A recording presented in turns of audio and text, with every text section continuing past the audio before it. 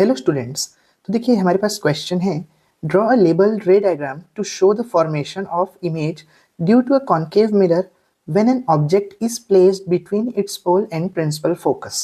देखिए क्वेश्चन में बोला गया है हमारे पास एक कॉन्केव मिरर है और हमें एक लेबल्ड रे डायग्राम बनाना है जब जो ऑब्जेक्ट है वो पोल और प्रिंसिपल फोकस के बीच में रखा हुआ है। तो चलिए सबसे पहले मैं एक कॉन्केव मिरर बना लेता हूँ। अब एक प्रिंसिपल एक्सिस बना लेता हूँ मैं। अब देखिए कॉन्केव मिरर के लिए मान लेता हूँ कि यहाँ पर फोकस है और ये हुआ सेंटर। अब लिखा है कि हमें ऑब्जेक्ट जो है वो पोल और प्रिंसिपल फोकस के बीच रखना है, तो पोल भी बना लेता हूँ, ये हुआ पोल।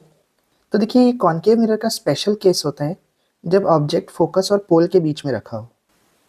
क्यों स्पेशल होता है? क्योंकि कॉन्केव मिरर में सिर्फ इसी केस में जो इमेज है वो वर्चुअल बनती है, वर्चुअल यानी मिरर के पीछे। तो देखिए मैं रे डायग्राम बनाता हूँ। सबसे पहले अगर रे पोल से पास हो रही है तो वो उसी एंगल पे रिफ्लेक्ट हो जाएगी,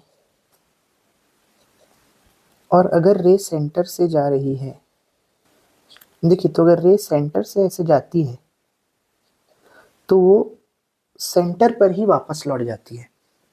अब देखिए जब भी रे डाइवर्ज होती है तो हमें उसे बैक ट्रेस करना पड़ता है।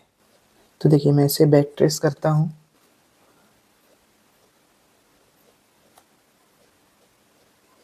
तो देखिए जहाँ पर रे कटती है वहाँ पे इमेज फॉर्म होती है। तो इस केस में जो इमेज है वो वर्चुअल यानी मिरर के पीछे बन रही है। तो देखिए पोल से इमेज के बीच की डिस्टेंस को हम v ले लेते हैं, ऑब्जेक्ट और पोल के बीच की डिस्टेंस को हम u ले लेते हैं, फोकस और पोल के बीच की डिस्टेंस को हम स्मॉल f लेते हैं यानी फोकल लेंथ। और देखिए मैं ऑब्जेक्ट की हाइट को h और इमेज की हाइट को h डैश भी ले लेता हूँ। अब देखिए काफ़ी बार इसी केस के लिए जो इमेज फॉर्म हुई है उसकी प्रॉपर्टीज़ भी पूछ लेता है। तो देखिए इमेज की प्रॉपर्टीज़ क्या क्या होंगी? पहली बात तो इमेज जो है वो मिरर के पीछे बनी है। जब भी इमेज मिरर के पीछे बनती है तो इमेज होती है वर्चुअल। और देखिए इमेज जो है वो सीधी बनी है, सीधी। सीधी के लिए वर्ड होता है इरेक्ट। और देखिए हम क्लियरली देख सकते हैं कि जो इमेज है वो लार्ज बनी है, यानी ऑब्जेक्ट की तुलना में जो इमेज है वो बड़ी है। बड़ी के लिए एनलार्ज्ड।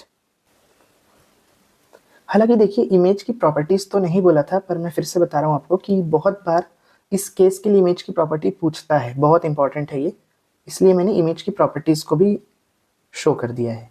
तो अगर आपको ये वीडियो अच्छा लगा हो और समझ में आया हो तो वीडियो को लाइक और चैनल को सब्सक्राइब ज़रूर करें। Thank you.